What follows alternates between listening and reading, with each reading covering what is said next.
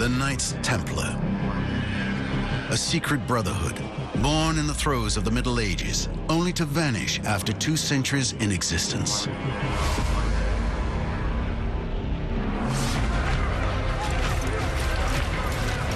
Of these men who left their mark on history, remains the legends that made them famous. Their white overcoats bearing the iconic red cross, the riches they amassed, their discipline and ferocity in battle. These were the elite troops, the special forces of the 12th century. After 1,000 years, mysteries still surround the myth of these soldiers of Christ. Are they priests? Are they monks? Are they knights? What are they? As an English chronicler called them a certain new monster.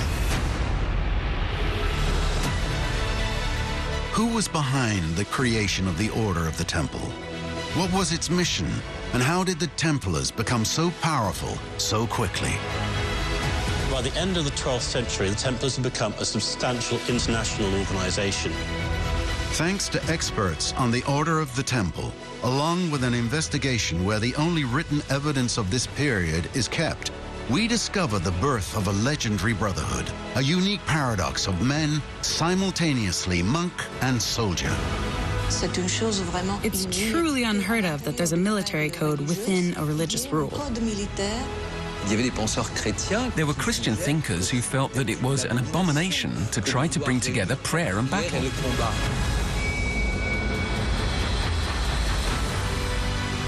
From the arid lands of the East to the royal courts of France and England, discover the rise of the first Templars.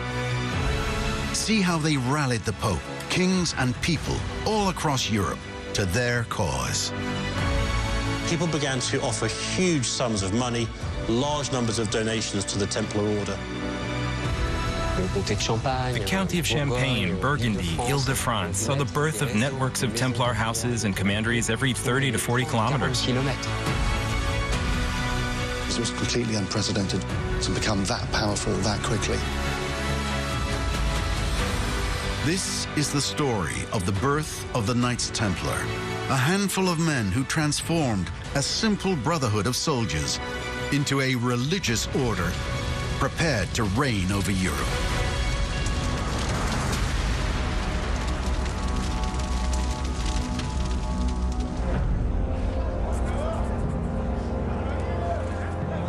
Jerusalem. It was here, in the heart of the Middle Ages, that the first Knights Templar emerged.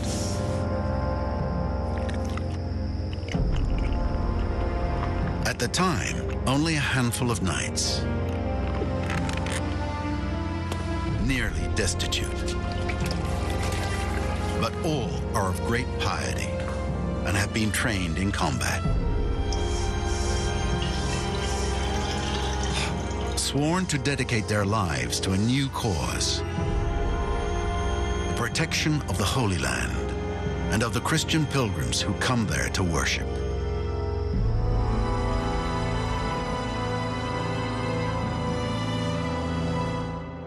To understand the origins of their existence, we must go back to the end of the 11th century. At the time, the religious world was divided. In the West, the vast majority of Europe was under the authority of the Christian Church and the Pope. Islam dominates North Africa, southern Spain, and the Near East, while the Turks threaten the Byzantine Empire and its capital, Constantinople, territory of the Orthodox Church.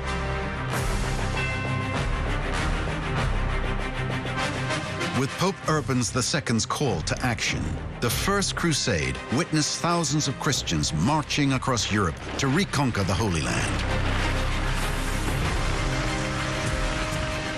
After 3 years of violent fighting, these crusaders reclaimed many possessions, in particular, the city of Jerusalem, where Jesus Christ was crucified and where his tomb lies.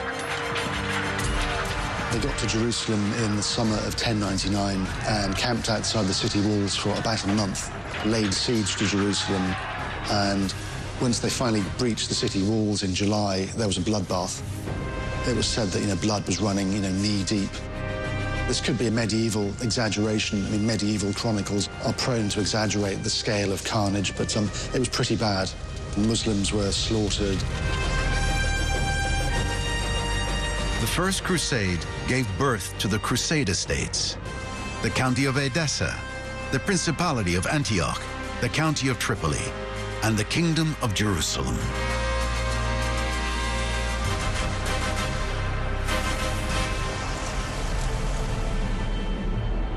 The irony was that after this three-year epic journey with tens of thousands of people laying waste to various cities, a lot of them just went back to Europe after that. At the dawn of the 12th century, the security of these Crusader states, threatened from all sides, rested on only a few knights of very diverse backgrounds who chose to settle there.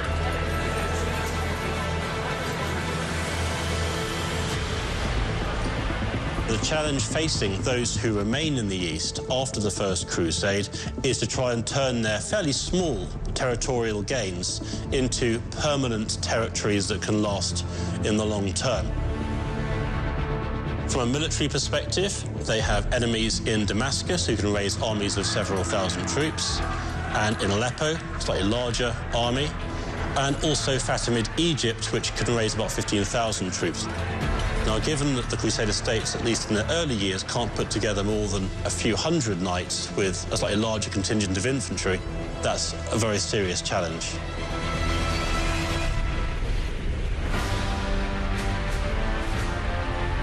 In Jerusalem, Christian pilgrimage is on the rise and is organized by the authorities of the Holy City, the King of Jerusalem, the Latin Patriarch at the head of the Church, and the canons of the Holy Sepulchre, which govern religious life in the city. The Holy Sepulchre is the church that is located at the site of both the crucifixion and the burial of Christ. It's a church that attracted Christian veneration early on, and therefore it's the Holy Sepulchre which happens to be the main church of Jerusalem. And therefore it's around the Holy Sepulchre, the Patriarch and the canons, that the Church of the East is really structured.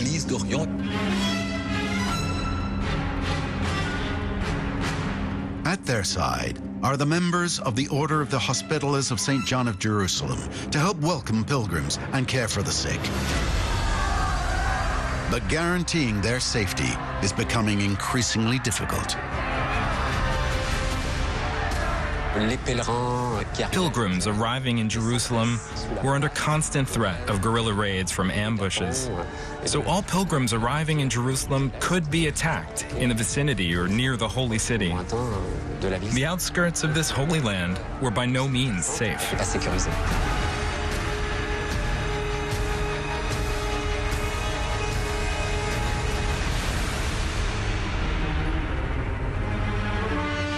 At the time, the Knights Templar didn't yet exist. The soldiers charged with the safety of the pilgrims were called the Milites Sancti Sepulchri, the Knights of the Holy Sepulchre.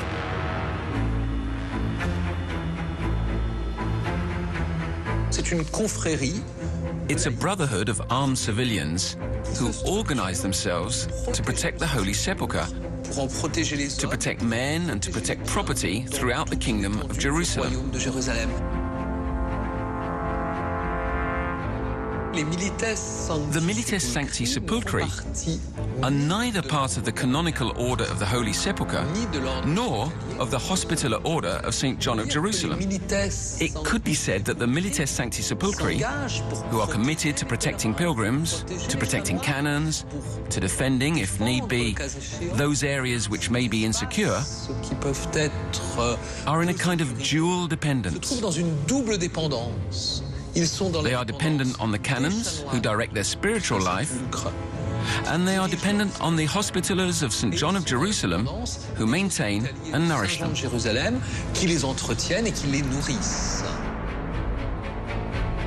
Among these Milites Sancti Sepulchri, one knight will claim his independence. His goal is to form a more powerful group, a hybrid order, which no one had ever dared to imagine before. Soldiers of a new kind, both religious and warrior. This knight is the founder of what will much later be known as the Order of the Temple. His identity and history are mentioned for the first time in a 12th century chronicle, written by Michael the Syrian, patriarch of the Jacobite Church of Antioch. At the beginning of the reign of Baldwin II, a Frenchman came from Rome to Jerusalem to pray. He had made a vow not to return to his own country, but to become a monk after having helped the king in the war for 3 years. Along with the 30 knights who accompanied him, he would spend the rest of his life in Jerusalem. When the king and his barons saw that the Frenchman and his knights had achieved remarkable things in battle, they advised the man to serve in the militia with his 30 knights and defend the place against bandits, rather than become a monk in the hope of saving only his own soul. Now this man, whose name was Hugh de Pin, accepted this counsel, and the 30 knights who accompanied him joined and united with him.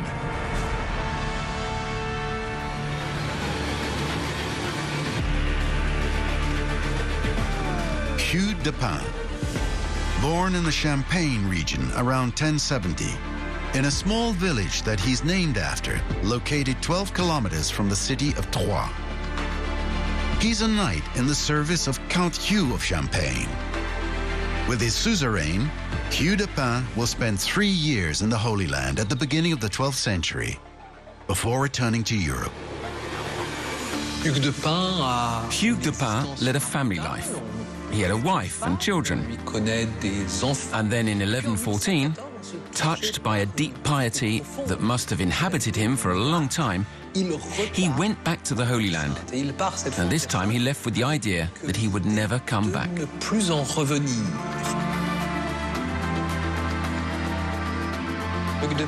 Hugh de Pin is a military strategist, a defender of the Holy Land. He truly experienced what Jerusalem was, and it must have been a revelation for him.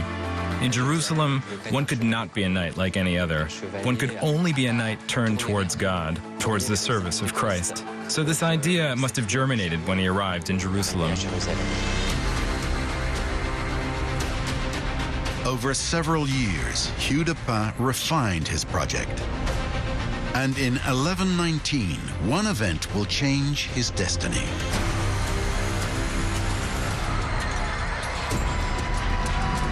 On June the 28th, 1119, Muslims of the city of Aleppo attacked the Principality of Antioch. The intensity of the fighting will be of such violence that the event will be baptized in Latin as the Agea Sanguinis, the Battle of the Field of Blood. It is Baldwin II, the new king of Jerusalem, who will come in person to repel the invaders. This battle reinforced the sovereign's belief that the threat to the Crusader states was becoming too great. The new king, Baldwin II, realized that he needed more military presence than he had on the ground. He needed border guards, escorts on the roads to protect the pilgrims. He needed additional forces. It was on January the 16th, 1120, in the small city of Nablus, north of Jerusalem, that a council was to take place that would change the course of history. Assembled around the king of Jerusalem, Baldwin II and the patriarch Gourmand de Piquigny, the council brought together the main clergymen and nobles of the kingdom. On that day, the two men approved the project conceived by Hugh de Pin, the formation of a new order of knights, both religious and military, dedicated entirely to the defense of the Holy Land. The opportunity was seized by the king and the patriarch together to gamble that these knights could be operative, and the patriarch played this game, which was not a foregone conclusion, because these knights, who had gathered in the shadow of the Holy Sepulchre, were empowered. They detached themselves from the patriarch. They claimed to lead a religious life of their own, to no longer obey the directive of the Holy Sepulchre, but a master chosen from among themselves, without ceasing to be what they were, that's to say, knights and warriors.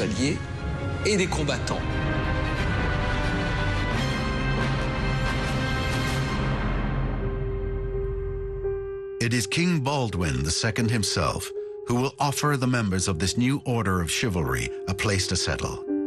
This place is mentioned in another manuscript written by William of Tyre, known for being the first historian of the Crusades. Over the course of the same year, some noble knights devoted themselves to the service of Christ and professed to live forever in chastity, obedience, and poverty. As they had neither church nor fixed residence, the king granted them accommodations in his palace, which was located near the temple of the Lord.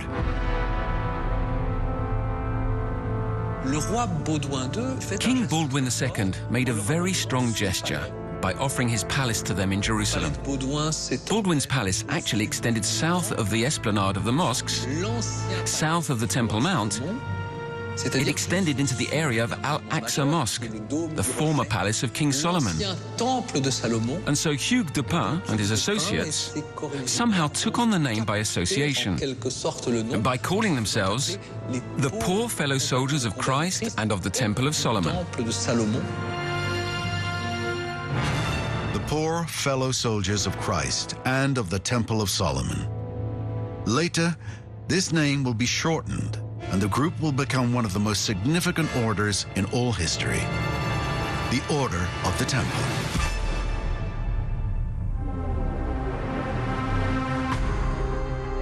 Faced with the ongoing conflicts in the Holy Land, the members of this new brotherhood must now find a way to grow. The Templars in the 1120s, if they were going to expand, what they really needed was troops, high-quality recruits, money, and land in Western Europe that would supply them with the resources they need to carry on their vocation. Hugh de Pin decides to return to Europe to embark on a vast recruitment and fundraising operation. He went from country to country, France, Champagne, Flanders, England, to try to recruit and promote his project. As an agent seeking crusaders for the King of Jerusalem, he went into all the major courts of Western Europe. People began to get curious about who he was, what his order was trying to achieve, and when they found out, they were immensely impressed and began to offer huge sums of money, large numbers of donations to the Templar order, so much so that it became very, very wealthy very, very quickly. But Hugh de Pin and the founders of the Order of the Temple know that to bring more men and money to the Holy Land, they need to be recognized by the highest authorities of the time.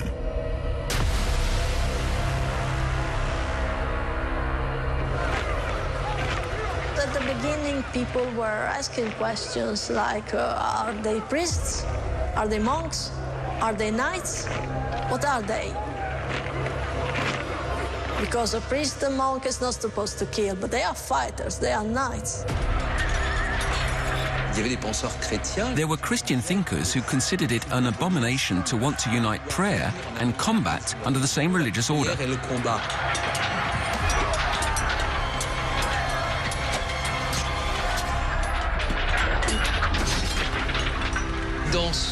In his desire to consolidate the community, to transform it into an order, Hugues de Pin had to obtain the permission of the Roman Church and therefore of the Pope.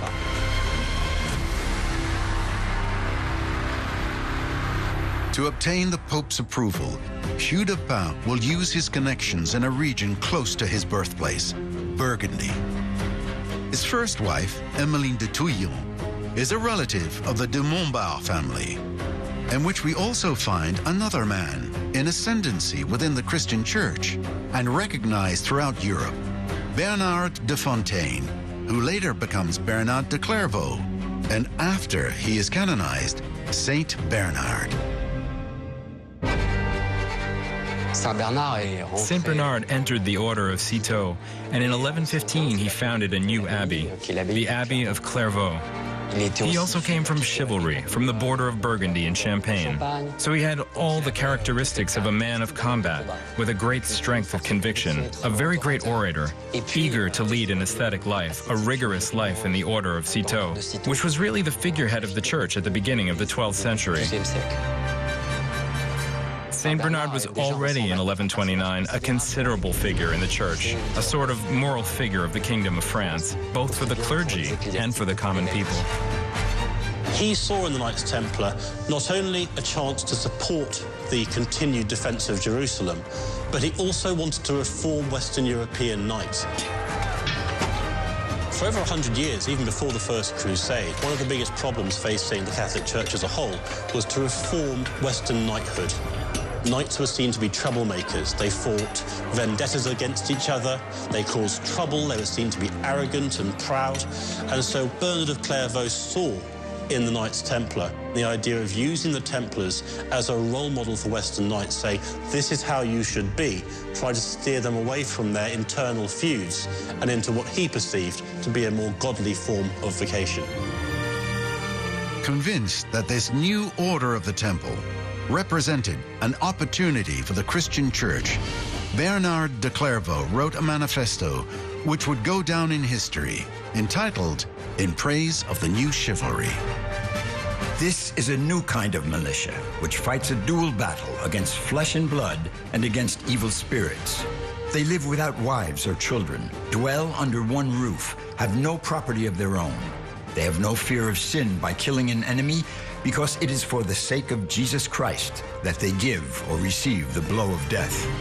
They are more gentle than lambs and fiercer than lions, so much so that we do not know whether to call them monks or soldiers.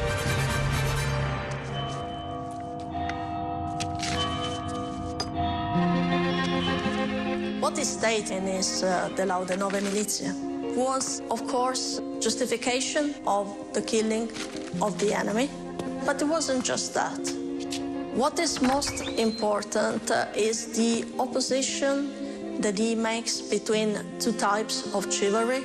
The profane chivalry, where the knights are rich or seek after richness and fight for it and love the beautiful dresses, the beautiful horses, and another kind of new chivalry. This new chivalry was impersonated by the Templar Knights that really don't care about richness, individual richness, of course, and they put their lives and all they have in support of Jerusalem, the Holy Land, and Christianity in the end.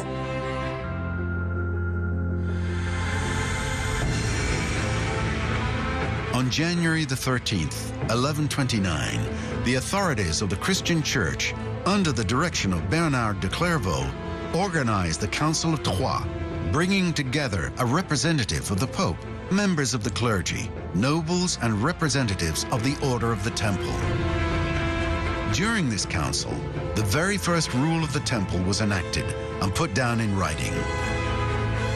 Today, only 10 original copies remain in the world. Among them is this work, written in Old French and kept in the National Library of France. The manuscript first contains the rules of the temple, which continues through page 13 and 14. Then there's a list of celebration that the Templars received from the Pope, and then the bulk of the manuscript is formed by the rules of the temple. So, for all of the temple's legislation, this allows us to say that the manuscript belonged to the Templars. It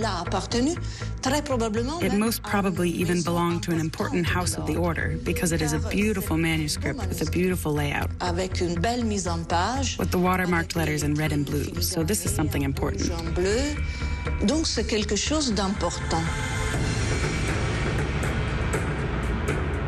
In the beginning of the book, we find the names of those who participated in the council. The first is perhaps the most important, Cardinal Matthew of Albano, a representative of the Pope. The following is a list of several people gathered in the cathedral of the city of Troyes. Among them, important religious leaders. The archbishops of Reims and Sens, the bishops of Soissons, Paris, Troyes, Auxerre, and Beauvais. 8 abbots, including, of course, Bernard de Clairvaux. Noblemen such as Count Thibault of Champagne and William the Count of Nevers. At the end are named the 6 Templars present at the Council of Troyes. Among them, Brother Hugh de Pin, master of chivalry.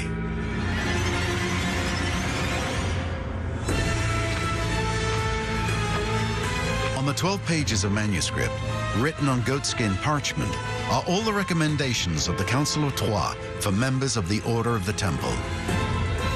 The rhythm of prayers when they're in battle, the care required to give their horses, or the food they're advised to eat. You are to eat meat 3 times a week.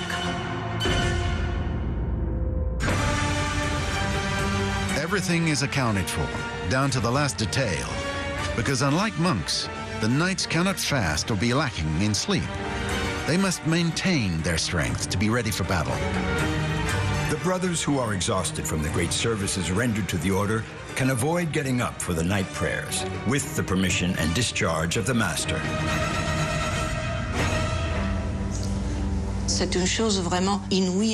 It's a really incredible and innovative thing, the fact that inside a religious code, there's a military part. So there's even a military code which is integrated perfectly inside of a religious order. A little further reads that the participants in the Council of Troyes will bring the Christian Church into a new era. We believe that this new kind of religious life was born in the Holy Land thanks to divine providence. This means that this armed knighthood can, without committing a sin, kill the enemies of the cross. For this reason, we deem that you have the right to be called Knights of the Temple. For the first time, the Church formalizes the idea that one can kill in the name of Christ, and that its armed branch in the Holy Land has a name, the Order of the Temple.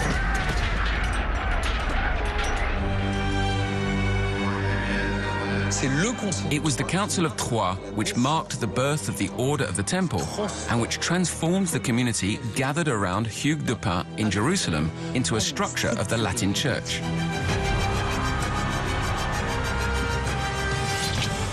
To some people, the idea of the Knights Templar was actually quite almost heretical. One of the English chronicler by the name of Henry of Huntingdon called them a certain new monster.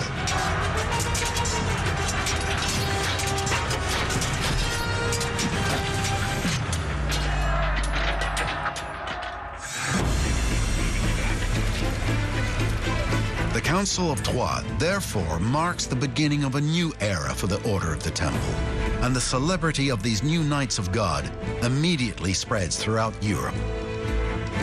After the Council of Troyes, everything changed rapidly because this new order looked interesting to the Western world, especially, of course, to the aristocracy of the Western world that had found a way to invest their donations in something that was different from the traditional monastic orders. And so donations began to grow, began to increase. They grew constantly and quickly in a very few years, and in the 30s already, they are powerful in the East. They are starting to build the power in the West too. They effectively became Europe's first standing army since the days of the Roman Empire. And, Rome had collapsed in the 5th century, so we're talking, the first standing army in about 600 or 700 years. So this was a really radical shift. You had a permanent military force in the East defending Christendom, defending Christian interests.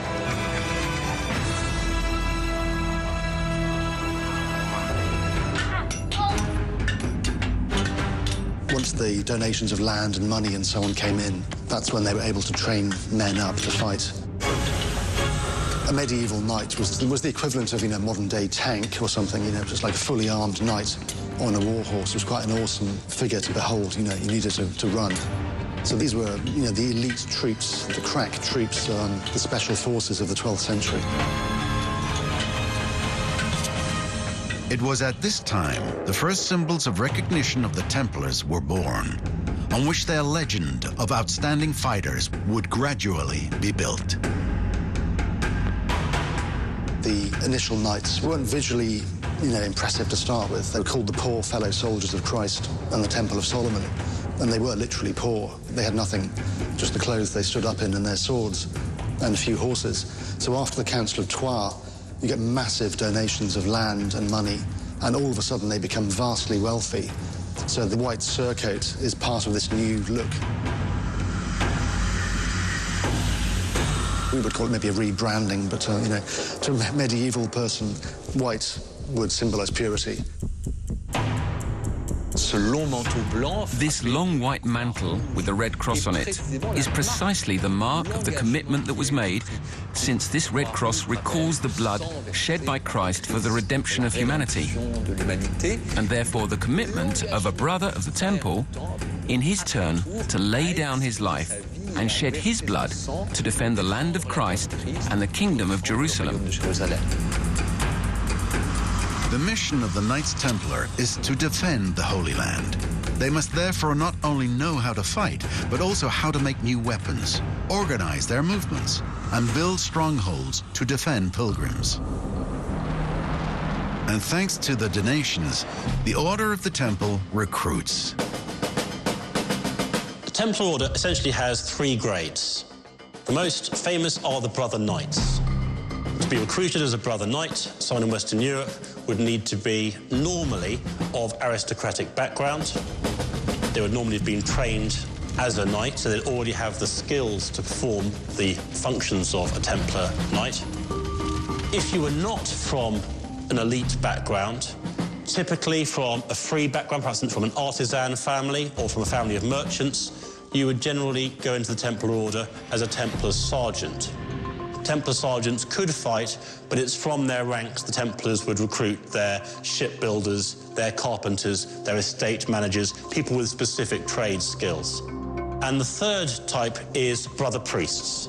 These are people who have been ordained as a priest and act as chaplains to the order.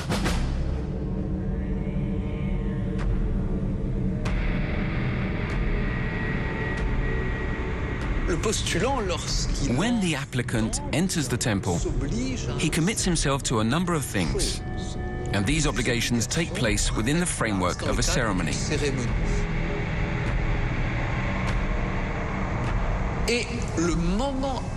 And the absolutely decisive moment is when the Templar's mantle is put around the neck of the candidate. Here, he truly enters the brotherhood of the temple. And then, immediately, he swears to respect the vows of chastity, poverty, obedience, and he also swears to fight by all means in his power for the Holy Land. We sometimes refer to this as the 4th vow, and it's something quite essential because a Templar of any kind, knight, sergeant or chaplain, whether in the West or in the East, ideally competes in the defense of the Holy Land. It's an entry into brotherhood, an entry into an order, hence the importance of the mantle, hence the importance of the sword, and the importance of the oath.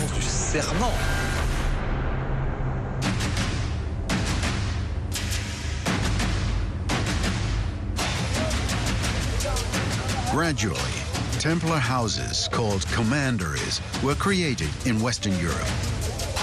The brothers lived there by scrupulously respecting the guidelines of the temple by pursuing only one mission: to prepare to fight in the East and to grow the wealth of the order to finance the Holy War. A commandery is a large building with a residence, with common buildings, a granary to store crops, and above all, a chapel. It is in the commandery that the chaplain goes to officiate, where he will do the canonical services for all the brothers.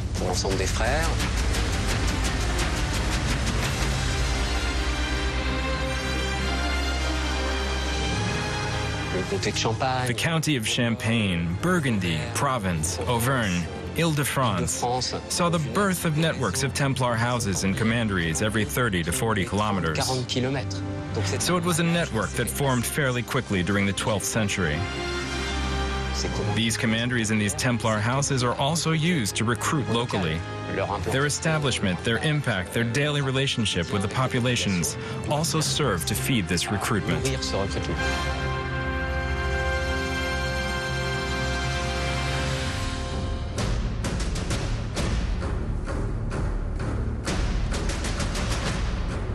In 1136, Hugh de Pin, the first Grand Master Templar, dies after returning to fight in the East. He is replaced at the head of the order by Robert de Caen, who brilliantly organizes the operation and management of the commanderies, which continue to develop thanks to donations. 10 years after the Council of Troyes, events are accelerating. On March the 29th, 1139, Pope Innocent II writes a papal bull which will go down in history. A document which bears his seal and is baptized Omne Datum Optimum, the three Latin words with which it begins. Every good grace and every perfect gift descends from above, from the Father of light, with whom there is no change or shade of variation. We exhort you to fight the enemies of the cross with ardor, and as reward, we allow you to keep for yourselves all the spoils that you have seized, without anyone having the right to claim from you a share of them. And we declare that the Order of the Temple, with all its possessions acquired by the bounty of the popes, the kings, and the princes, remains under the protection and guardianship of the Holy See. According to this text, not only can the Templars preserve the wealth accumulated during battles against Muslims in the Holy Land, but they place themselves under the authority of one person, the Pope himself. No one can force you to pay tithes, but we confirm to you the possession and enjoyment of the tithes given to you with the consent of the bishops, so that you may have the fullness of salvation and care for your souls. For the practice of the divine offices and the giving of the ecclesiastical sacraments, you may admit clerics and priests.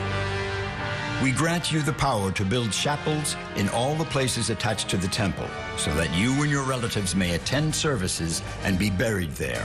For it is bad for your morals if the brothers of the temple, on their way to church, should mingle with crowds of sinners and those who keep company with women. The Order of the Temple will no longer pay tax to the Church. Will have the right to collect tax without going through the bishops, train its own priests, build its own churches, and anyone who questions this protection of the Pope will be excommunicated.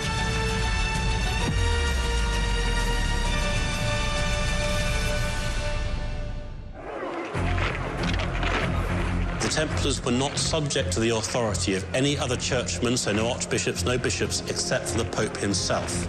This gave the order a great deal of freedom of movement, at least within the church hierarchy, but it also stirred up resentment among the archbishops and the bishops and the other members of the church who felt the order had too much independence and wasn't responsive to their leadership. Over the following years, successive popes will further strengthen the privileges given to the Templars. In 1144, the faithful were expressly asked to contribute to the mission of the Knights Templar, and it was stipulated that the Pope would grant his forgiveness to the benefactors of the Order of the Temple. He who has provided them with the goods God has entrusted to them, and who has established a bond with such a holy brotherhood and allowed them to make a profit each year, will receive a reduction of 1/7 on the penances he has incurred. There were huge tracts of land were given to them by kings all over Europe. But even, small grants of land like, estates, farms, water mills, things like that. If somebody wanted to donate to the order, they would accept everything. No donation was too large or too small because it was all, with the greater good of keeping the Christian kingdom in the East going. It was very good for a Christian to donate to an order like the Templars because it's good for your soul, it was good for your afterlife, and minimise your time in purgatory and would ensure that you went to the right place when the time came. In 1145, a new papal bull gave the Knights Templar the right to bury their brothers in their own cemeteries and to travel freely throughout Europe. So from 1129 to 1146, we could compare them to, like a corporation or something, or a business, going from a small start-up to being multinational in 17 years. I mean, even today, that length of time is quite impressive. But in the Middle Ages, it was completely unprecedented for a small group of people to become that powerful that quickly. It had never happened before.